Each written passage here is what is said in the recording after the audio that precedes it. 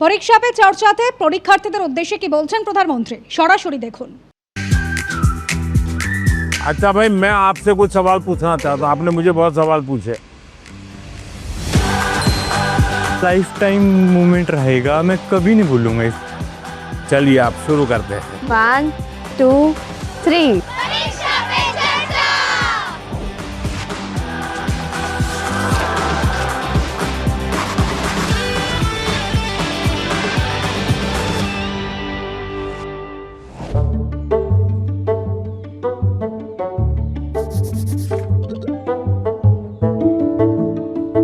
चलिए आप शुरू करते हैं, बताइए। मैं सानवी आचार्य, आप ही के स्टेट यानी गुजरात से हूँ।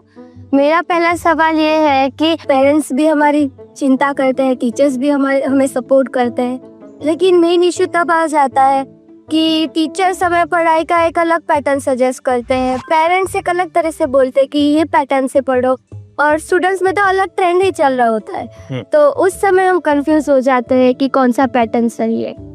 देखिए, ये जीवन भर ऐसा रहता है। मैं प्रधानमंत्री बन गया ना, तो भी कोई बताता है ऐसे करो, कोई कहता है ऐसे करो। अब घर में खाने पर देखना, खाने पर बैठे होंगे सब भाई बहन, हर एक की खाने की पैटर्न अलग होगी। कोई सब्जी से शुरू करेगा, यस सर, कोई दाल से शुरू करेगा, यस सर, कोई रोटी सब्जी दाल सब इकट्ठा करके डालेगा। हर एक की पैटर्न अलग अलग है कि नहीं? Yes sir. आपकी अपनी क्या उनकी कॉपी करते हैं आप? No sir. आप अपनी पैटर्न से खाते तब मजा आता है ना। Yes sir. जैसे कुछ लोग होते हैं कि वो उनको लगता है मैं रात को ठीक से मैं पढ़ पाता। कुछ लोगों को लगता है सुबह 4 बजे उठ करके पढ़ूंगा। हर एक अपनी पैटर्न होती है। Yes sir. लेकिन कुछ लोगों की बेईमानी होती है। रात को मम्मी को कहता है नहीं, कल से मैंने सुबह पढ़ना शुरू किया। सुबह मम्मी उठाने आती है तो कहते नहीं मुझे तो ये टालते रहते हैं। Yes sir. हैं?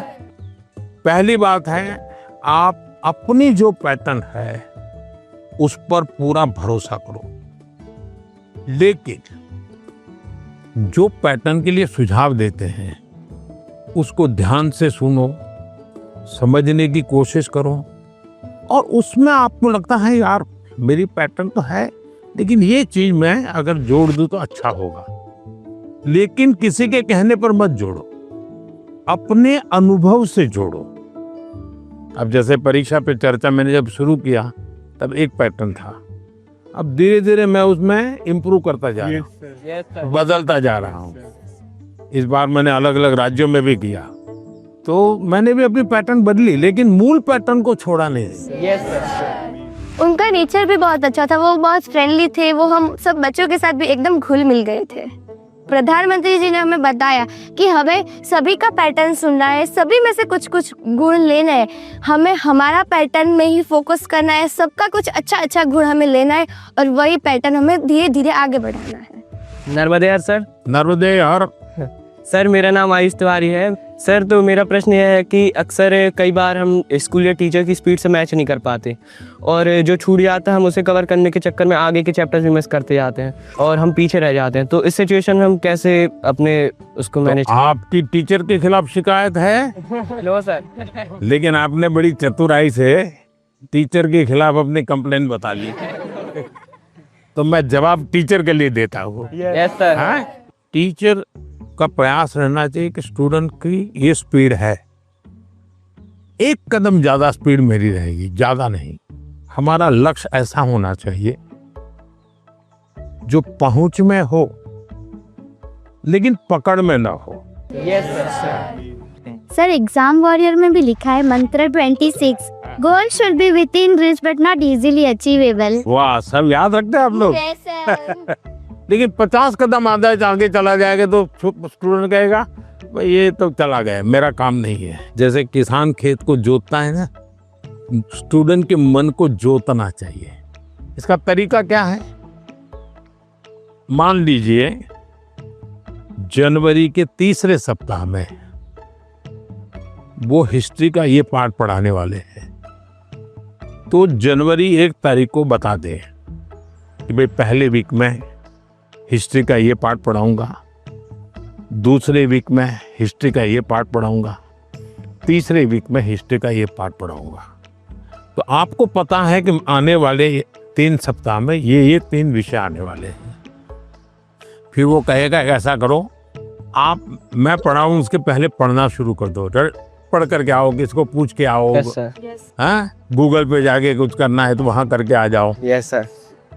और उसके बाद एक्चुअली जब पाठ पढ़ाएंगे तो क्या होगा? सर सर हमें क्यूरियोसिटी होगी, हमें जिज्ञासा ज्यादा होगी, समझ ज्यादा आएगा समझ। क्योंकि हमने पहले से पढ़ा होगा। फोकस भी और अच्छा रहेगा। मानसी, सर अगर कोई चैप्टर हमें बहुत ज़्यादा इंटरेस्टिंग लगता है तो हमें उसको और समझने की और जानने की इच्छा होगी, जिससे हमें और अच्छे से रिवाइज हो जाएगा वो चैप्टर। बताइए, सिंपल सा काम है ना। Yes sir. फिर आपको टीचर की स्पीड का प्रॉब्लम आएगा? नहीं आएगा। आप पीछे रह गए ऐसा भाव आएगा? क्यों? क्योंकि आप टीचर से एक कदम आगे चले गए।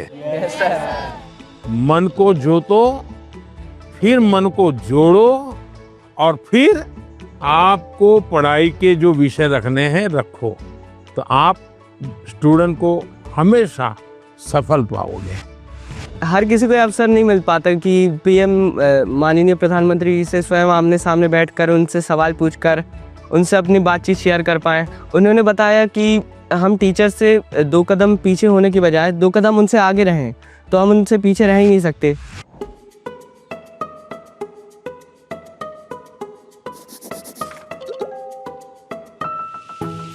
नमस्ते हाँ, सर। नमस्ते। मैं श्रेया प्रधान हूँ सिक्किम से सर। सो एक सेल्फ कंपोज सॉन्ग है। सो ये 3 लैंग्वेजेस में लिखा हुआ है, अरे वाह, हिंदी, नेपाली और बंगाली में। सो ये देशभक्ति का वैसा वाला सॉन्ग है। इसका टाइटल मैंने रखा है हमारा भारत भूमि। तो आपको कविता लिखने का शौक है? Yes sir. सो कविता, सो मैं वो नेचर के बारे में लिखती हूँ ज्यादातर। अच्छा, नेचर के विषय में। भानु जयंती ने भी लिखा था 1-2 बार। Yes sir. चलिए सुनाइए। हमारा भारत भूमि है, ऋषियों का ये देश है। हमारा भारत भूमि है, ऋषियों का ये देश है। अनेकता में एकता, शांति का परिवेश है। अनेकता में एकता, शांति का परिवेश है। देवी देवता को प्रिय वासियों, मानवता मौला एक उठानियो। शाबाश, बहुत सुंदर, बहुत सुंदर। देश की एकता की बात बताई, एक भारत श्रेष्ठ भारत।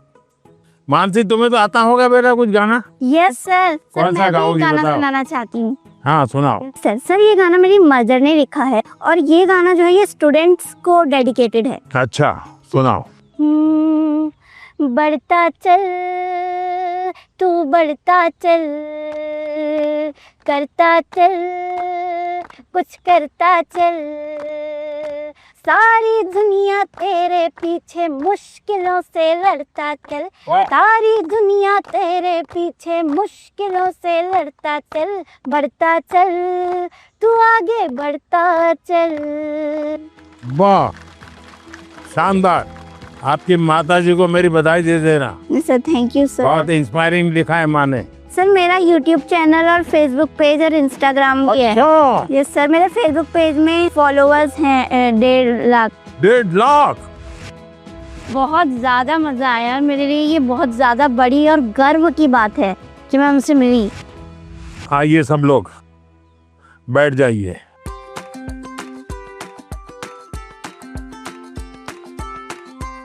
मैंने आज आपका स्वागत आपका किया। ये असमी वो गमोशा कहते हैं। ये सबसे बड़ी चीज है, ये मेरी सबसे प्रिय चीज है। उसकी रचना बहुत अच्छी लगती है। दूसरा है ये असम का और खास करके नॉर्थ ईस्ट की विमेन एम्पावरमेंट का सिंबल है। ये घर में बनाते हैं और सचमुच में वहाँ की मातृशक्ति, नारी शक्ति कैसे काम करती है, तो एक प्रकार से मन को बड़ा आदर होता है, सम्मान होता है।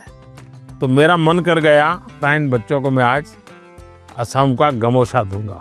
Thank you sir.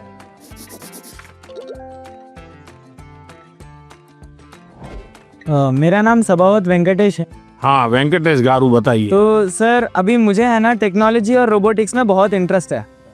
तो आजकल कई बार आपने भी बोला था कि स्किल ज़्यादा ज़रूरी है, और बाहर भी लोग बोलते हैं मार्क्स ज़्यादा ज़रूरी है, स्किल ज़रूरी है, मार्क्स ज़्यादा ज़रूरी है। ऐसा ही सोच सोच के हमारे अंदर एक डर बैठ जाता है तो आप बताइए कि स्किल ज़्यादा ज़रूरी है या फिर मार्क्स ज़्यादा ज़रूरी है? ये जो मन में रहता है ना कि इसका महत्व है कि उसका महत्व है, खाने का महत्व है कि सोने का महत्व है, पढ़ने का महत्व है कि खेलने का महत्व है, उसका एक कॉमन जवाब होता है, हर चीज में संतुलन होना चाहिए, बैलेंस होना चाहिए। एक तरफ झुकोगे तो गिरोगे कि नहीं गिरोगे? Yes sir. और सही बैलेंस करके रहोगे तो गिरोगे क्या कभी? तो ये सिंपल सी बात है। अब दूसरी बात है, स्किल में भी दो प्रकार के स्किल है। एक है लाइफ स्किल, दूसरा है प्रोफेशनल स्किल। उसमें भी कोई मुझे पूछेगा कि साहब लाइफ स्किल में ध्यान देना चाहिए कि प्रोफेशनल, मैं कहूंगा दोनों में देना चाहिए। अब मुझे बताइए, बिना अध्ययन किए, बिना ऑब्जर्वेशन किए, बिना ज्ञान प्राप्त किए कोई भी स्किल आ सकता है क्या? No sir. तो स्किल की शुरुआत तो ज्ञान से ही होती है। Yes sir. तो उसका महत्व कम नहीं है। मान लीजिए हम बहुत बढ़िया पढ़ लिए हैं, लेकिन एक बार अचानक माँ बाप को बाहर जाना हुआ, अब हमें भूखे मर रहे हैं, किचन में सब पड़ा है लेकिन पता ही नहीं कैसे करूं, क्या करूं, कि डब्बे में क्या है, कैसे निकालूं। क्यों? हमने कभी ध्यान ही नहीं दिया। जो इसलिए लाइफ स्किल जीवन की रोजमर्रा की जिंदगी है, इसमें हमारी लाइफ स्किल अच्छे से अच्छी कैसे हो। मेरा सुबह उठने का समय क्या है, सोने का समय क्या है, मैं व्यायाम करता हूं तो मेरी उम्र के हिसाब से मैं व्यायाम करता हूं, मुझे नया व्यायाम में सीखता हूं कि नहीं सीखता हूं। मैं किसी को मिलने जाता हूं तो मुझे बातचीत करना कॉन्फिडेंस से आता है कि नहीं आता है। मुझे रेलवे स्टेशन पे गया और मुझे मालूम ही नहीं है भाई टिकट कहाँ से लेना, तो मैं 10 लोगों को पूछता हूँ भाई टिकट कहाँ से लेता हूँ। तो लाइफ स्किल जो है वो हमने आत्मसात करनी ही करनी चाहिए। अब दूसरा विषय प्रोफेशनल स्किल। आप मानो डॉक्टर बनने वाले हैं तो डॉक्टरी की स्किल आपकी एकदम से अपडेट होनी चाहिए। ऐसा नहीं कि मैं नंबर 1 हो गया था यूनिवर्सिटी में और इसलिए मैं ऑपरेशन करूं या ना करूं चल जाएगा, ऐसा नहीं है। आपको अगर हार्ट स्पेशलिस्ट बनना है तो किताबें आपको हार्ट स्पेशलिस्ट बनने में मदद कर सकती है, हार्ट स्पेशलिस्ट नहीं बना सकती। हार्ट स्पेशलिस्ट तो आप तब बनेंगे जब एक्चुअली आप पेशेंट के साथ, उसके हर स्टेजेस के साथ जुड़ करके अपना स्किल डेवलप करोगे। अगर आपको वकील बनना है, आपको कॉन्स्टिट्यूशन की सारी धाराएं पता है, इस धारा में इतनी सजा होती है, इस धारा से ऐसे बेल मिलता है, सब मालूम है। लेकिन अगर आपको अदालत में जाकर के एक वकील के रूप में तैयार होना है तो किसी वकील का जूनियर बनना पड़ता है, प्रोफेशनल स्किल सीखनी पड़ती है, उसमें से आपको आगे आना होता है। और इसलिए लाइफ स्किल, उसमें कोई कॉम्प्रोमाइज नहीं है, 100% वो तो अचीव करना ही चाहिए। प्रोफेशनल स्किल, जिस प्रोफेशन में इंटरेस्ट है इसमें लगातार नया करते जाना। अब उसमें भी पहले हार्ट के पेशेंट को इतनी टेक्नोलॉजी नहीं थी, आज टेक्नोलॉजी आ गई, तो आपकी उम्र भले 40 साल हो गई होगी लेकिन आपको टेक्नोलॉजी पढ़नी पड़ेगी। तो शिक्षा और स्किल एक दूसरे के जुड़वा भाई बहन है, वो दो अलग नहीं है, लेकिन स्किल जीवन में बहुत अनिवार्य है। मैं एक बहुत गरीब फैमिली से बिलोंग करता हूँ। फैमिली भी प्राउड फील कर रही है कि मेरा बेटा गया है। तो एक्साइटमेंट बढ़ गई थी उनसे बात करने के लिए, तो हमें ऐसा चांस मिला कि हम बात कर सकते हैं उनसे।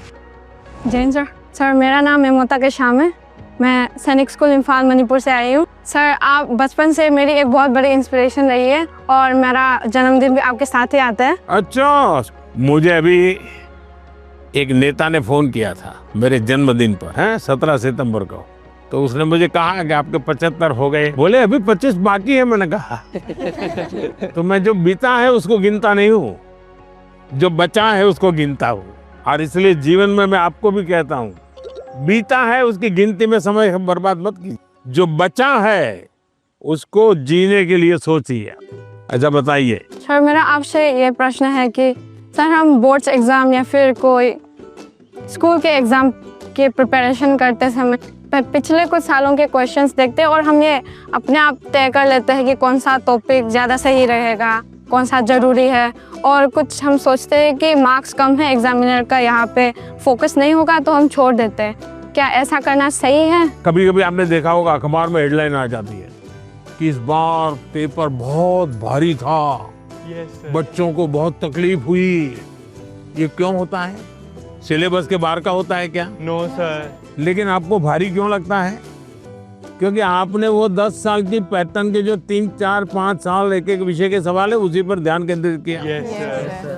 पहले आता था श्योर सजेशंस, फिर आने लगा इम्पोर्टेंट क्वेश्चंस, फिर आने लगा 10 साल के पेपर आप कर लीजिए वही पैटर्न चलेगा। ये बीमारी जब मैं पढ़ता था तब भी थी, और ये बीमारी फैलाने का काम कुछ टीचर भी करते हैं। टीचरों को क्या लगता है कि मेरे स्कूल का नंबर अच्छा हो, मेरे क्लास का नंबर अच्छा हो, इसलिए वो क्या करते हैं जिससे नंबर मिले वही पढ़ाते हैं। अच्छे टीचर आपने देखा होगा सर्वांगीण विकास के लिए पूरा सिलेबस पढ़वाते हैं, पूरे सिलेबस पर मेहनत करवाते हैं, उस सिलेबस का आपकी जिंदगी में क्या उपयोग है वो समझाते हैं। अब आप देखिए कोई खिलाड़ी है, अगर मान लीजिए उसको बॉलिंग करनी है तो क्या वो अपने कंधे के मसल से मजबूत करता रहेगा तो अच्छा बॉलर बनेगा क्या? उसको और क्या क्या करना पड़ेगा? एक्सरसाइज करनी पड़ेगी, योगा करना पड़ेगा, एक्सरसाइज करनी पड़ेगी, पूरे शरीर को मजबूत करना पड़ेगा, उसको मन को भी मजबूत करना पड़ेगा। Yes sir. उसको अपना खाने की पद्धति को भी उसके अनुकूल बनाना पड़ेगा। Yes sir. उसको नींद भी उस प्रकार से लेनी पड़ेगी। करता क्या है? बॉल फेंकता है, लेकिन पूरे शरीर को तैयार करता है कि नहीं करता है? Yes sir. शरीर का एक अंग भी वीक रह गया, बॉलिंग अच्छी करता है, कंधा बहुत अच्छा है, स्पीड सब अच्छी है, लेकिन पैर ठीक नहीं काम कर रहा है तो बॉलिंग कर पाएगा क्या? No sir. जैसे एक प्लेयर को अपने गोल को पाने के लिए खेल में मास्टरी पानी है तो भी उसको संपूर्ण शरीर की चिंता करनी पड़ती है। वैसे ही हम जिंदगी परीक्षा के लिए नहीं है, हमारे जीवन को बनाने के लिए शिक्षा एक माध्यम है, और हम शिक्षा सही करते हैं गलत करते हैं तो बार बार हम अपने एग्जाम करते हैं। तो ये जो एग्जाम है वो हमें अपने आप को एग्जामिन करने के लिए एग्जाम है। अल्टीमेट गोल एग्जाम के नंबर नहीं हो सकता है। अल्टीमेट गोल संपूर्ण जीवन के विकास का होना चाहिए, और इसलिए ये जो पैटर्न हम 10 क्वेश्चन कर लें, ये कर लें, हमने अपने आप को सीमित नहीं करना चाहिए। इसका मतलब ये नहीं कि ये भी नहीं करना, ये भी करना चाहिए, लेकिन उसको अगर 10% देते हैं तो 90% और करना चाहिए। तो मेरा तो सभी विद्यार्थियों से आग्रह है कि आप जिंदगी सबसे ज्यादा उत्तम बने, जीवन अपना श्रेष्ठ बने, अपना पूरा जीवन शानदार रहे, उसके लिए जीवन को तैयार करना है, और शिक्षा एक माध्यम है, उस माध्यम के रूप में उसको करना चाहिए। ठीक है? सर मैं आपसे ये क्वेश्चन पूछना चाहती हूँ कि जिस सब्जेक्ट में मुझे ज़्यादा मेहनत करने की ज़रूरत है उसका फोकस ना करके प्री बोर्ड में कैसे बेहतर परफॉर्म करने के लिए उसका भी प्रेशर होता है, हम कैसे अपनी पढ़ाई में संतुलन बनाए? ये सबके लिए चिंता का विषय है। पहले क्वार्टर में कुछ विषयों में अच्छा करते हैं, दूसरे क्वार्टर में कुछ विषयों में अच्छा करते हैं, और फिर हमको लगता है कि अब क्या करूं, मैं ये करूं कि वो करूं। हमें भीतर के विद्यार्थी को हमेशा चैतन्य युक्त रखना चाहिए। शिक्षा ये मजबूरी नहीं होनी चाहिए, शिक्षा ये बोझ नहीं होना चाहिए, हमारा टोटल इन्वॉल्वमेंट चाहिए, टोटल इन्वॉल्वमेंट। अगर टोटल इन्वॉल्वमेंट नहीं है तो फिर आधी अधूरी शिक्षा वो जीवन को कहीं सफल नहीं बनाने देती। ये जो बीमारी आ गई है, मार्क्स मार्क्स मार्क्स, मुझे बता दीजिए जो पिछले साल बोर्ड में 1 से 10 नंबर जो लाए हैं, आपको किसी को नाम याद है क्या? बहुत मुश्किल से याद होगा जी। इतना ही नहीं, आप 1 महीने के बाद पूछोगे कि भाई ये अखबार में इनकी फोटो छपी थी, इनके नाम आए थे, वाहवाही हुई थी, फिर भी हम उतना उनको भी याद नहीं रखते। उस स्कूल के बच्चों को भी पता होगा कि उनके स्कूल में इतना नंबर आए थे। इसका मतलब इन सब चीजों का कितना महत्व है बस? कुछ समय के लिए याद कुछ समय के लिए होता यस है। Sir, yes. उससे ज्यादा तो होता नहीं है। और इसलिए हम अपने मन को नंबर, मार्क्स उससे जोड़ने के बजाय मेरे जीवन कहाँ पहुंचा, और उसके लिए लगातार अपने आप को कसते रहना चाहिए, कसौटी करते रहे खुद की, क्लासरूम में नहीं, एग्जामिनेशन रूम में नहीं, खुद को कसते रहना चाहिए। मेरा आपसे ये प्रश्न है कि जैसे हम पढ़ाई करते हैं उस समय पे हमें इधर उधर के बहुत सारे ख्याल आते हैं तो हम फोकस नहीं कर पाते, तो उस समय पे अपने आप को शांत कैसे रखें? ये कि हम पढ़ तो लेते हैं लेकिन बहुत जल्दी भूल जाते हैं।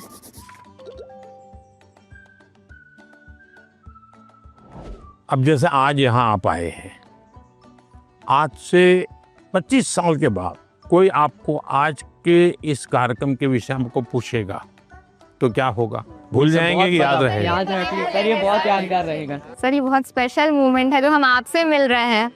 नहीं, स्पेशल ऐसा नहीं है, आप स्वयं इन्वॉल्व है कि भाई हम घर से जब निकले होंगे ना, तब दिमाग में दिल्ली, पीएम के घर, यानी घर में भी फोन कर भी किया होगा तो ये नहीं क्या होगा ठंड कितनी है ना, अब अरे कल जा रहा हूँ, सुबह जाना है। इसका मतलब आप पूरी तरह इसमें इन्वॉल्व है कि नहीं है? Yes sir. इसी के कारण आपको 20 साल 25 साल के बाद भी यहाँ की हर चीज याद रहेगी। Yes sir. दूसरा, याद तब रहता है जब आप मौका देख करके दोस्तों से शेयर करते हो। आप अपने क्लास में अपने से जो कम होशियार जो स्टूडेंट है, ऐसे 1-2 को दोस्त बनाए और फिर उसको कहोगे मैं तुम्हें सिखाता। अपने से ऊपर का जो स्टूडेंट है, हमसे ज्यादा होशियार है, उसको कहो भाई 10 मिनट मेरे साथ बैठो, मुझे बताओ मैं ये सोच रहा हूँ ठीक है क्या, तुम करेक्ट करो, तो हमें डबल फायदा होगा। Yes sir. जब हम उनका भी ओपिनियन लेते हैं, हाँ, फिर हमें और थॉट्स आते हैं कि इसमें और क्या हो सकता है। तो इससे फायदा होता है, जी सर। नए नए आइडियाज आते हैं, जी सर। तो आपका मन एकदम खुल जाता।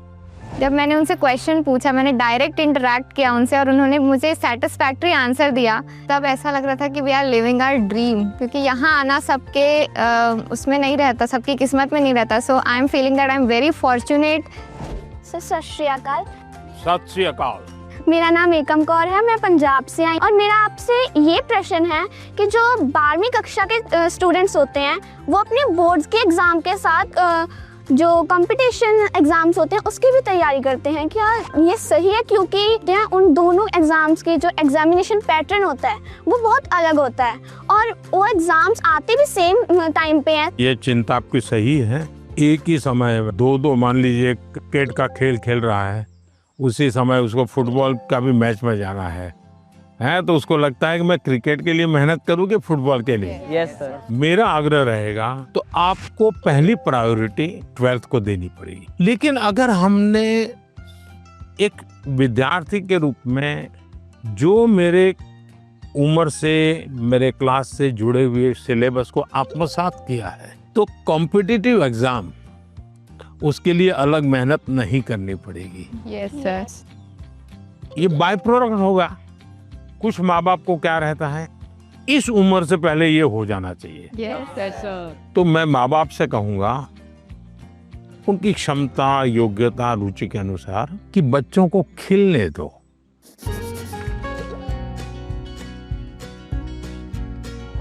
सर मेरा एक आपसे क्वेश्चन था। हाँ। मुझे सर गेमिंग में बहुत इंटरेस्ट है। हाँ। लेकिन मेरी सोसाइटी बोलती है कि सब गेमिंग वगैरह छोड़ो और पढ़ाई में ध्यान दो। लेकिन मुझे ऐसा लगता है कि मेरा फ्यूचर गेमिंग में करूँ। जो मुझे कैसे पता चलेगा सर कि मैं सही रास्ते से जा रहा हूँ या गलत? माँ बाप का नेचर कैसा होता है, पहले डांटते रहते मत करो मत करो मत यस लेकिन फिर भी आप चुपचाप करते रहते। और मान लीजिए आपने मेडल ले लिया तो क्या करेंगे? वो पूरे मोहल्ले में जाएंगे, देखिए मेरे बेटे ने किया, मेरे बेटे ने किया, मेरे बेटे ने किया। तो आपका सक्सेस उनका सम्मान बन जाता है। Yes sir. फिर वो आपके साथ जुड़ जाते हैं। Yes sir. भारत के अंदर इतनी कथा कहानियां, आप कभी सोचे हैं कि पंचतंत्र पर मैं गेम बनाऊं, मैं गेम क्रिएटर बनूं? और जैसा मानसी का अपना एक पेज है, आप भी अपना एक सोशल मीडिया प्रोफाइल बनाइए और आप 1 या 2 गेम खुद तैयार कीजिए और इन गेम को आप में से लॉन्च कीजिए। तो आपके घर के लोगों को लगेगा अरे देखो इतना छोटा है, 10,000 इसके फॉलोअर खेलते हैं, 20,000 खेलते हैं। तो घर के लोग फिर आइडिया देना शुरू करेंगे, देखो ये हनुमान जी वाली वो कथा है ना, तुम उस पर गेम बनाओ, देखो कैसे हैं। फिर कहेंगे अभिमन्यु वाली वो घटना है, गेम बनाओ कैसे अभिमन्यु बाहर निकलेगा। तो आपको नए नए आइडियाज आएंगे। और इसलिए गेमिंग में आपकी रुचि है, अच्छी चीज है, आप कभी भी संकोच मत कीजिए। लेकिन टाइम पास और डेटा सस्ता है भारत में, है टेक्नोलॉजी बहुत महंगी नहीं है, तो बस लगे रहो। ऐसे ही मस्ती के लिए खेलना ऐसा नहीं। जो जुआ चलता है ना, ये वो हमें देश में होने नहीं देना है। मैंने अभी कानून बनाया कि जो जुआ खेलते हैं, गेम में पैसे लगाते हैं, वो बर्बादी है। Yes sir. उसको नहीं होने देना। लेकिन गेमिंग एक स्किल है और उसमें स्पीड भी होती है, बहुत स्पीड होती है। यस, आपकी इतनी अलर्टनेस बने, एक प्रकार से स्वयं के डेवलपमेंट के लिए भी वो एक अच्छा प्रकार है। लेकिन बेस्ट क्वालिटी की गेम ढूंढ करके अपनी एक्सपर्टाइज पाने का प्रयास करना चाहिए। करेंगे? Yes sir. पीएम के रेजिडेंस पे आके तो बहुत एक्साइटिंग चीज़ थी मेरे लिए। फ्रेंडली बात कर रहे थे, वो हमसे अच्छे से क्वेश्चन जान के ले रहे थे और हमारे को अच्छा वाला आंसर दे रहे थे।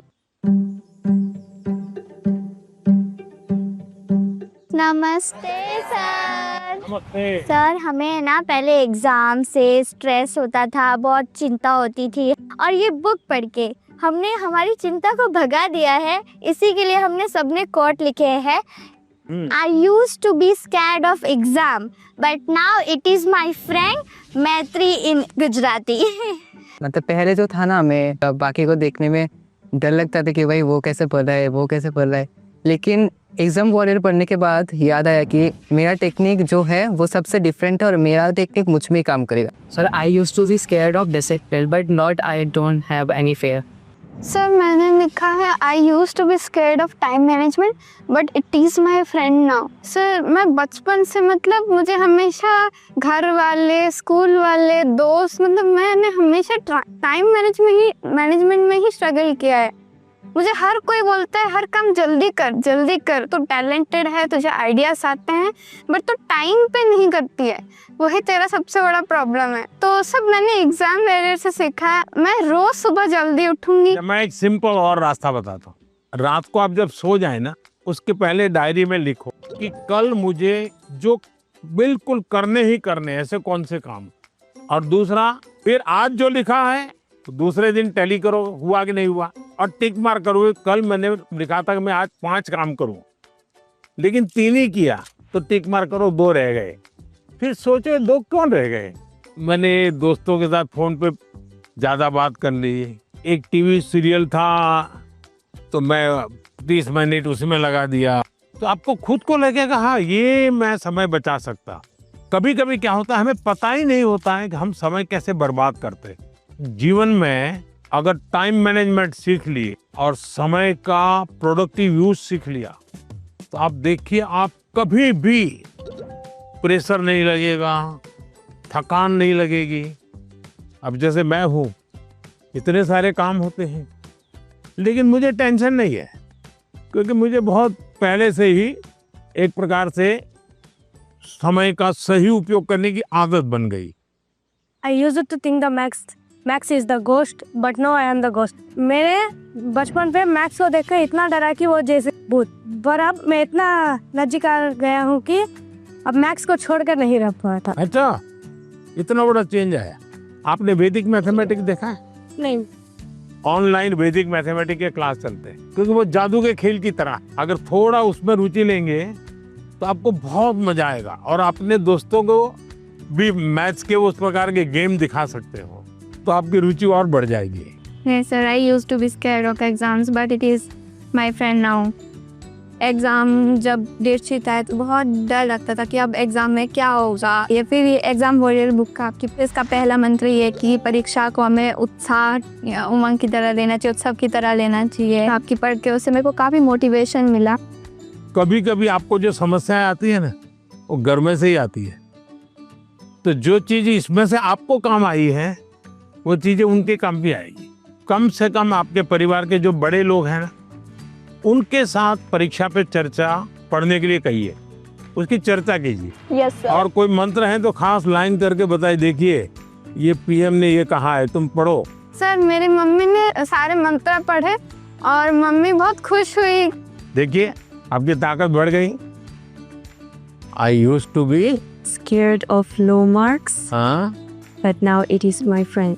So पहले ऐसा था कि मतलब हमें लगता था कि मार्क्स ही सब कुछ है। एग्ज़ाम्स के बाद हमारे मार्क्स कम आते थे, तो ऐसा लगता था कि अभी मतलब सब कुछ एंड हो गया। पर जब हमने बुक पढ़ा तो मतलब आपने जिस लिखा था, एग्ज़ाम सिर्फ एक लाइफ का प्रिपरेशन है, और आपने हमें डॉक्टर APJ अब्दुल कलाम का एग्जाम्पल दिया। हाँ, याद है आपको। मतलब उन्होंने फेलियर किया, पर अगर वो फिर ट्राई नहीं करते तो हम लोगों को मतलब मिसाइल मैन ऑफ इंडिया नहीं मिलता।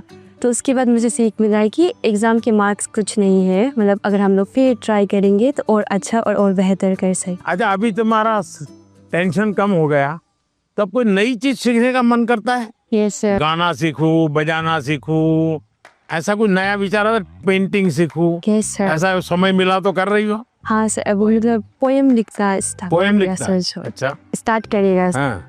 I used to be scared of presentations, but now it's one of my friend. जैसे आपकी तरफ है देखा है कि आप कितना जैसे वो कॉन्फिडेंस है, और ये बुक भी मैं पढ़ता है। अभी मैं कॉन्फिडेंस में है, और ये परसिस्टेंस की जब मैं फेल करूँगा तो मैं क्विट नहीं करूँगा, मैं फिर से तैयार करूँगा। तो मैं अभी जैसे आगे में मैं ये प्रेजेंटेशन कर सकता है, तो अभी हिम्मत आ गया। इसलिए सब।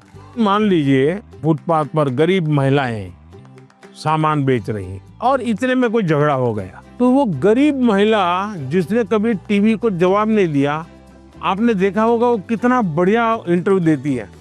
कैसे हुआ, क्या हुआ, कैसे हुआ, कारण क्या है? जो चीज उसने अपने अनुभव में आंखों के सामने देखा, लाग लपेट नहीं, झूठ बोलना नहीं है, तो एकदम से सरलता से वो बता देती है। ये कॉन्फिडेंस कहाँ से आया? सच्चाई के कारण आया। आपका भी कॉन्फिडेंस कैसे आया? उस सच्चाई से आया कि जो मैं कर रहा हूँ, मैंने जो किया है, मैं जो कह रहा हूँ, मैं सही कर रहा हूँ। मैं डरती थी कि पेपर देते टाइम मैं घबरा ना जाऊं, स्पेशली लिटरेचर में देखती थी ना लेंदी, उसी में घबरा जाती थी बुक पढ़ने के बाद। अब मुझे लगा नाउ आई कैन, अब मैं नहीं घबराऊंगी, अब मुझे प्रैक्टिस करना है, लिख लिख के और प्रैक्टिस करूंगी ताकि मैं घबराऊं ना इतना लेंदी पेपर, और मैं ज़्यादा स्पीड से और तेज़ी से लिखने की कोशिश करूंगी। मैं अपना हैंड राइटिंग सब कुछ इम्प्रूव करूंगी। वो एकदम कॉन्फिडेंस आ गया। अभी देखती हो बाद में तो गलती नहीं पकड़ में आती। बिल्कुल नहीं, क्योंकि मुझे पता चल गया ना कि मुझे क्या प्रॉब्लम है। मैं घबरा जाती थी एक्चुअली पेपर देख के, लेकिन अब नहीं। देखिए ये सही चीज पकड़ा है। सचमुच में हम वीक नहीं है, हम हड़बड़ी में सब गलती कर देते हैं। कुछ टेक्निक काम आती है।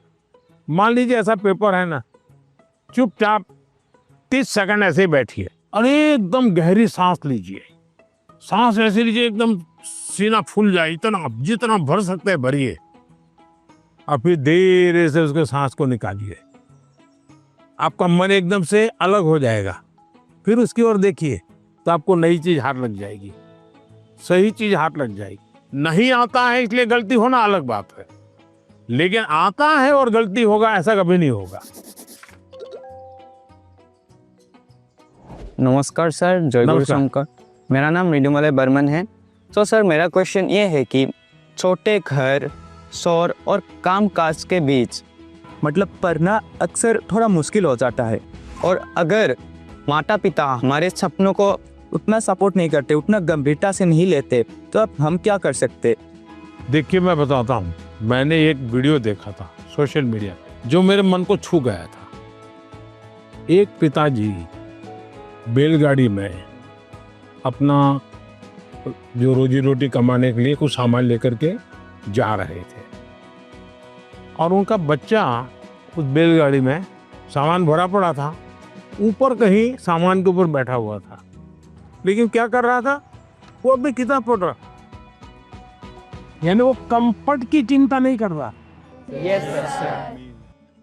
कुछ लोग होते हैं कि भाई नींद नहीं आती, क्यों नहीं आती, कमरा ऐसा है, अगर उसको 5 स्टार होटल में रखोगे ना तो भी नींद नहीं आएगी। हाँ। तो ये जो सोच है कि सुविधा होगी तो क्षमता आएगी, ऐसा नहीं है। हमारे देश में बोर्ड की एग्जाम में जो नंबर लाते हो बच्चे कौन है, छोटे छोटे गांव के हैं। पहले क्या होता था, बड़े परिवार के, बड़ी स्कूल के बच्चे ही, अब ऐसा नहीं है, छोटे छोटे परिवार के थे। अब वहां तो कोई कंफर्ट नहीं है। देखिए अभी मैं ब्लाइंड क्रिकेट टीम से बच्चियों को मिला और वो जीत करके आई थी। जब मैंने उनको सुना तो अपने आंख में आंसू आ जाए, ऐसी बातें थी। घर नहीं है और ब्लाइंड है, खेलना सीखा, दिव्यांग होने के बावजूद भी वो यहाँ तक पहुंच गई। तो उसको कहाँ पैदा हुई, कहाँ रहती थी, उसमें मैटर नहीं करता था। तो हम कंफर्ट जोन ही जीवन बनाता है, ये भ्रम में नहीं रहना चाहिए। जीवन बनता है जिंदगी जीने के तरीके से। माननीय प्रधानमंत्री जी को देखा तो मुझे तो अपने आप पर विश्वास नहीं हो रहा कि वो आ रहे हैं, लीडर है इंडिया के। तो मुझे लगा कि वो बहुत सीरियस रहते होंगे, लेकिन जब उनसे बातें की ना, बातें करके अपने अपने लगे। उन्होंने जो एडवाइस दी थी उसको सुनकर ऐसा लगा कि हाँ मैं तो ये कर सकता हूँ। अब मैं वो फॉलो करूँगा और अपने जीवन में उसको उन एडवाइस को फॉलो करने की कोशिश करूँगा। वनकम सर। वेलकम सर, मेरा नाम निखिल है सर, मैं लैंड ऑफ टेम्पल्स तमिलनाडु से आया हूँ सर। तो एग्ज़ाम्स के वक्त कभी कभी हमारे घर में गेस्ट आते हैं सर, और वो हमारे प्रिपरेशन के बारे में पूछते हैं। कुछ चीज़ें हम अपने माइंड से निकाल के रख देते हैं, भूलना चाहते हैं, उसी के बारे में वो वापस पूछते हैं और हमें उसके बारे में याद दिला देते हैं सर। और इसके बारे में हमारे मम्मी पापा भी कुछ कर नहीं पाते सर। तो मैं आपसे ये पूछना चाहता हूँ, ऐसे सिचुएशंस को हम कैसे हैंडल कर सकते हैं सर? मैं एक चालाकी बताता हूँ, क्या करना चाहिए। जैसे आए ना, बोले अंकल जी आप बहुत सफल व्यक्ति हैं, मैंने सुना है, मुझे आप बताइए ना बचपन में आप कैसे पढ़ते थे, क्या आपको कभी गुस्सा आता था, क्या आपको कभी टीचर मारते थे, क्या आप कैसे करते थे? वो पूछे उसके पहले आप पूछो, आप देखिए पूरा टेबल टर्न हो जाएगा। हाँ सर, जब वो आए मैं टोटली सरप्राइज था। जिन्हें अभी तक टीवी में देखा है उन्हें रियल लाइफ में सीधा देखने को मिल रहा है, और उन्होंने बहुत क्रिएटिव आंसर दिया, मैंने एक्सपेक्ट नहीं किया था। उन्होंने बोला कि सीधा टेबल पलट देने के लिए। हमें उनसे जाके पूछना चाहिए कि आपने कैसे किया लाइफ में, आपने इस स्टेज में इस पड़ाव को आपने कैसे पार किया। जुले सर, मेरा नाम पद्मा है, मैं लद्दाख से हूँ। तो मेरा ये प्रश्न है कि हमारे उम्र के बच्चे को बड़े सपने देखना चाहिए और उन्हें पूरा करने की शुरुआत कहाँ से करना चाहिए सर? सपने न देखना वो तो क्राइम है, सपने देखने ही चाहिए, लेकिन सपनों को गुनगुनाते रहना ये कभी काम नहीं आता है। और इसलिए जीवन में कर्म को प्रधान देना चाहिए। मैं जहां हूं वहां मुझे सफल होना है, तभी मैं आगे जाऊंगा। मैं देखता रहूं और मुझे अगर पेड़ पे चढ़ना ही है तो आम देखता रहूं तो आम नहीं पकड़ता। अब जैसे मान लीजिए हमारा मन कर गया कि मुझे एस्ट्रोनॉट होना है और मुझे चंद्रमा पे जाना है, तो फिर मुझे पढ़ना चाहिए कि भाई पहले एस्ट्रोनॉट कौन हुए, उनकी बायोग्राफी क्या थी, ये स्पेस होता क्या है। धीरे धीरे उसमें रुचि हमारी बढ़ानी चाहिए। फिर टीवी पे कोई कार्यक्रम है तो उसको खाद देखना चाहिए, तो आपको खाद पानी मिलता रहेगा, हैं, आपको फर्टिलाइजर जिसको कहे मिलता रहेगा, तो वो विचार आपका पनपेगा। औरों को बताने से फायदा नहीं होगा। कभी कभी हम बता देंगे भाई मजाक उड़ाएंगे, ये तो एस्ट्रोनॉट बनने वाला है। तो हमारे मन के सपने पब्लिक नहीं करने चाहिए, लेकिन लिख करके रखने चाहिए। मैं बहुत नर्वस थी क्योंकि मेरा ये लाइफ का पहला एक्सपीरियंस था परीक्षा पे चर्चा पर। बट जैसे प्राइम मिनिस्टर मेरे सामने आते ही मेरा पूरा नर्वसनेस एक्साइटमेंट में बदल गया था। Sir, I have a question कि हम जो बड़े सपने देखते हैं उन्हें हमें पूरा करने के लिए रोज़ाना कौन सी एक छोटी सी हैबिट या कौन सी एक आदत अपनानी चाहिए जिससे हम अपने सपने के नज़दीक पहुंचते जाएं? एक तो मुझे लगता है कि हमने बायोग्राफी पढ़नी चाहिए, बड़े जो भी सब है उसके विषय में। कभी कभी क्या होता है हमारे सामने वो बड़े बने वही पता चलता है, लेकिन वो भी तो कभी छोटे थे। आज पीएम आपको मिला होगा, वो पीएम कभी तो छोटा होगा ना। तो हम जब बायोग्राफी पढ़ते हैं तो लगता है नहीं भाई ये बड़ा तो था, लेकिन पहले तो यहाँ था। फिर उसमें से आप को रिलेट करोगे, हाँ मैं भी ऐसा ही हूँ, ये तो मैं भी करता हूँ, वो ही करते हैं ऐसा नहीं है। फिर आपका विश्वास बढ़ेगा, हाँ यहाँ से शुरू कर सकते हैं। ये पहला कदम है, उन्होंने ऐसा किया था, ये दूसरा कदम है, उसने ऐसा किया था, ये तीसरा कदम है। तो आप अपने आप अपना रास्ता मजबूती से आगे बढ़ा सकते हैं। उनकी एडवाइस सुन के मुझे ऐसा लगा कि जो मेरा आइडियल है मैं उसके देखूं और उसकी मतलब पूरी जानकारी निकालूं और देखूं कि वो किस बैकग्राउंड से बिलोंग करते थे, उनके सामने क्या परेशानियां थी, उन्होंने क्या क्या फेस किया। तो उनको जान के मैं क्या एक छोटा सा स्टेप ले सकती हूँ और उस पर काम कर सकती हूँ, और वो जब पहला वाला स्टेप कंप्लीट हो जाए तब हम दूसरे स्टेप पे जा सकते हैं। सर, मुझे आपको एक कविता सुनानी है। कविता सुनानी है, सुनाओ। हम सबके अरमान है आप, भारत के अभिमान है आप, भारतवर्ष के केवट है आप, मानवता के सेवक है आप। मैं बड़ी दूर से आई हूँ, कुछ प्रश्नों को अपने साथ भी लाई हूँ। परीक्षा पे चर्चा की सौगात उठाए हैं, फिर हम सबने ये मौका पाए हैं। आप ममता की परछाई है, वंचितों के हमराही है, देश को आगे रखते हैं, भारत माँ की जय कहते हैं। तो लो मैं भी ये कहती हूँ, मन की बात रखती हूँ, आप साधना पुरुष और योगी हो, भारत के सपनों के मोदी हो। यह कहकर मैंने वाणी को विराम दिया, वाह वाह यहीं से वाह, आपको प्रणाम किया। बढ़िया कविता बनाती हो। जब वो मेरे से मिले, जब मैं पोएम सुना रही थी और जब वो मेरे से बात कर रहे थे और जैसे जैसे पास आ रहे थे ऐसे लग रहा था अब मेरे को चक्कर आएंगे और अब मैं यही गिर जाऊंगी। ये अच्छा हुआ आप लोगों ने सब अपनी अपनी बातें लिखी। धन्यवाद सर। आइए,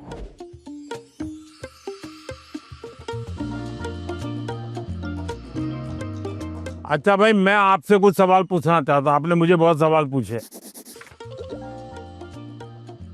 ये जो हिंदुस्तान में जो मैं विकसित भारत की बात करता हूँ, कौन सी साल बताता हूँ मैं विकसित भारत के लिए? 2047। Yes sir. क्यों बताता हूँ? ये 100 साल की एक सेंचुरी का गोल है। आज़ादी को 100 साल हो, जब भारत की आज़ादी के 100 साल होंगे तब आपकी एज कितनी होगी? 39 ये 39, 40, 35, 45 ये जो एज होगी वो कितनी महत्वपूर्ण उम्र होगी आपकी, कितनी सारी चीजें आपके सामने तैयार होगी। तो ये सब मेहनत किसके लिए कर रहा हूँ? हमारे लिए। अब हम सबने करनी चाहिए कि नहीं करनी चाहिए? Yes sir. अब देखिए महात्मा गांधी जी ने 1915 में वो वापस आए अफ्रीका से और आजादी का आंदोलन चलाया।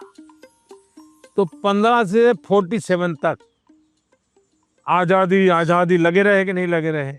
Yes sir. आजादी आई कि नहीं आई?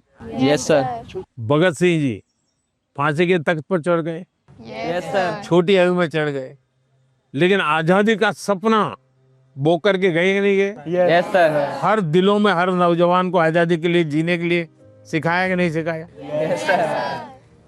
अगर आजादी के 25 साल पहले, आजादी के 30 साल पहले जो सपना देखा गया, उन सपनों के लिए जो उन्होंने कष्ट सहन किए, त्याग किया, बलिदान किया, आजादी मिली कि ना मिली? अगर इतनी बड़ी आजादी मिल सकती है तो क्या हम सबके प्रयत्न से विकसित भारत बन सकता है कि नहीं बन सकता है? Yes sir. आपको विश्वास है? Yes sir. और इसलिए कभी भी भूलना नहीं चाहिए। ये सपना हमेशा आपको भी घर में जाके लिखना चाहिए। विकसित भारत के लिए मुझे ये करना है। अब कौन सी ऐसी 5 चीजें हैं जिसको मैं करूं विकसित भारत के लिए? सर अपने अंदर स्किल्स डेवलप करेंगे। सर हम खुद पर विश्वास कर कर आगे बढ़ेंगे। खुद पर विश्वास करेंगे। स्वदेशी चीजों का ज्यादा उपयोग करेंगे। अब ये स्वदेशी करेंगे तो करेंगे कैसे? तो पहले हमें मन को तैयार करना पड़ेगा। Yes sir. स्वदेशी चीज तो बात की बात है। Yes sir. हम जो गुलामी की मानसिकता में जीते हैं, स्कूल में कोई दोस्त विदेशी जैकेट पहन के आया और कहेगा ये तो फलाने देश का है, तो हमारा ध्यान कैसा रहता है? अच्छा अच्छा, होता है कि नहीं होता है? Yes sir. सर एक काम आप लोग करेंगे? Yes sir. सुबह ब्रश करने से लेकर के दूसरे दिन सुबह ब्रश करने तक हम जिन जिन चीजों का उपयोग करते हैं उसका लिस्ट बनाइए। आपको पता भी नहीं होगा, कंघी भी विदेशी होगी, आपको पता ही नहीं होगा। जूते भी विदेशी होंगे, आपको पता नहीं होगा।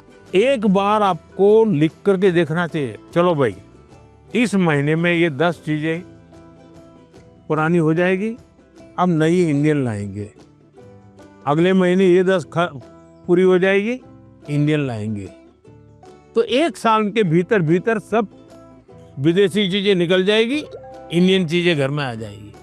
तो हमें तय करना चाहिए जैसा भी होगा मेरे शरीर पर, मेरे परिवार में, मेरे जीवन में, मेरी कोशिश होगी कि मैं पहले देखूंगा कोई बताओ पहले इंडियन है कि नहीं है, तो करेंगे। Yes sir. अगर हम ही हमारे देश की चीजों का गौरव नहीं करेंगे तो दुनिया करेगी क्या? अब जैसे हम लोग लेट हो जाते हैं तो क्या बोलते हैं? हम बोलते हैं ये तो इंडियन टाइम है, बोलते हैं कि नहीं बोलते? Yes sir. मतलब हम लेट हुए, कार्यक्रम हमने देर से शुरू किया और गाली किसको दी? इंडिया को। दूसरा है कर्तव्य का पालन। पहले अपना जीने के तरीका बदलो। अब पहले शुरुआत करो स्वच्छता से। हम गंदगी नहीं करेंगे। हम दुनिया में कहीं देश का चित्र देखते हो साफ सुथरा दिखता है। Yes sir. ये साफ सुथरा क्यों है? सफाई करने वाले कारण साफ सुथरा है कि लोगों ने गंदगी नहीं की इसलिए साफ सुथरा है? लोगों ने गंदगी नहीं की। तो हमें अगर विकसित भारत बनाना है तो हम तय करें हम गंदगी नहीं करेंगे और हम स्वच्छता के विषय में परिवार में, बाहर, मोहल्ले में, सब जगह पे जरा भी कॉम्प्रोमाइज नहीं करेंगे। किसी ने फेंक दिया तो उसके साथ झगड़ा नहीं करेंगे, उठाकर ले लेंगे हम और हम उस कूड़े का तो देखेगा, वो शर्मिंदगी महसूस करेगा। Yes sir. कि मेरा कचरा इसने हाँ। उठाया। और इसलिए हमने जो नागरिक का कर्तव्य है उसका पालन करना चाहिए। हमारा हेल्दी रहना भी एक प्रकार से कर्तव्य है। Yes sir. तो हमें अपने कर्तव्यों का पालन अगर इतना भी कर ले तो दुनिया की कोई ताकत भारत को विकसित भारत बनाने से रोक नहीं सकती है। और आप जब 35-40 साल के होंगे उसका सबसे ज्यादा मजा लेने का मौका आपको मिलेगा। Yes sir. अब मुझे बताइए, जिसका फल आपको मिलने वाला है वो काम आपको करना चाहिए नहीं करना चाहिए? Yes sir. ज्यादा से ज्यादा आपको करना चाहिए नहीं करना चाहिए? Yes sir. चलिए, और मैं एक सवाल पूछता हूँ। आप उस पीढ़ी में हैं, आपके पास इतना खुला आसमान है, इतना बड़ा कैनवास है, आपको ध्यान में आता है कि ऐसी कौन सी चीजें आज हम कर सकते हैं? आजकल ज़्यादा ज़माना है जैसे एआई का है, काफ़ी चीज़ें एआई में होते हैं। देखिए, आप लोग भाग्यशाली हैं, आपको इतना टेक्नोलॉजी का अपॉर्चुनिटी मिला है जो मेरे जमाने में नहीं था। उसका सही उपयोग करना, ये विवेक बुद्धि हमको विकसित करनी होगी। एआई आपकी ताकत को बढ़ाने वाली होनी चाहिए। एआई का उपयोग कैसे करें? एक तो होता है कि मैं एआई को ये कहूँ कि फलानी बायोग्राफी है, उसका मुझे मेन पॉइंट बता दो, तो एआई बता देगी 10 पॉइंट, और मुझे लगा मुझे बहुत ज्ञान हो गया, गाड़ी चल जाएगी, दोस्तों के साथ भी गप्पे मारने तो बड़े तहाके से। आपने एआई का उपयोग किया, लेकिन इससे आपका लाभ हुआ क्या? नहीं हुआ। लेकिन अगर मैं एआई को पूछूं कि मेरी ये उम्र है, मेरी इन विषयों में रुचि है, आप मुझे बताइए कि कौन सी 10 अच्छी बायोग्राफी है जो मैं पढूं, तो एआई आपको ढूंढ करके 10 बायोग्राफी दिखाएगा। फिर बाजार में जाइए और उसमें से किताब खरीदिए, तो एआई आपको काम आई। Yes sir. आपका डेवलपमेंट हुआ। Yes sir. आपको लाभ हुआ। Yes sir. मेरा फेवरेट पार्ट था कि उन्होंने जो एआई को लेकर बोला कि एआई तुम यूज़ करो, एआई की एक हेल्प है, बट वो हमें आगे भी हमें यूज़ कर सकते हैं, बट वो सीधा हमें हमारा गोल है वहाँ तक नहीं पहुँचा सकता। मैं भी ऐसे यूज़ करती हूँ टेक्नोलॉजी से रिलेटेड ऐप बनाना ऐसे, तो मुझे अच्छा लगा कि उन्होंने बोला कि एआई का इस तरीके से यूज़ करो ताकि हम सबके लिए अच्छे से यूज़फुल होए। सर, मुझे बांसुरी सुनाना है आपको। मैं कर्नाटक शास्त्रीय संगीत अभ्यास कर रहा हूँ, बांसुरी। तो आज मैं एक संस्कृत का कॉम्पोजिशन बजा रहा हूँ। हाँ, सुनाओ।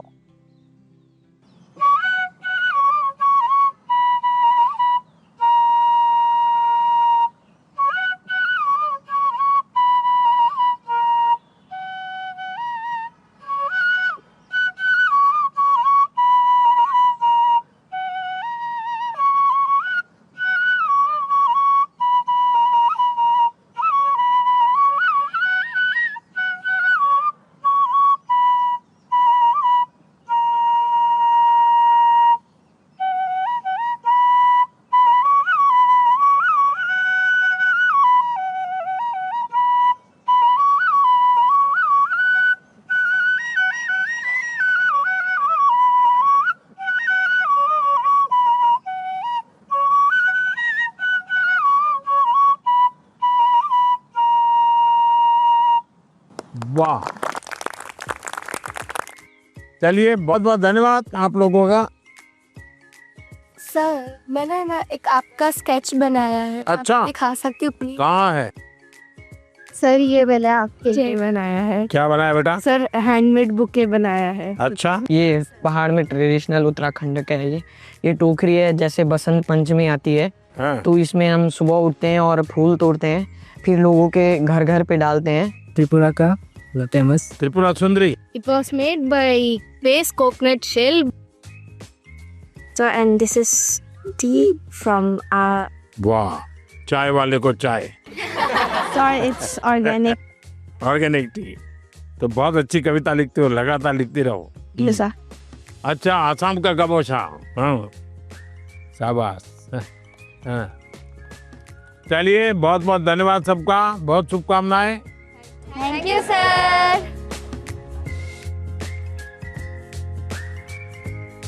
Bye, sir. Bye. धन्यवाद सबका। Thank you, sir. परीक्षा पे चर्चा।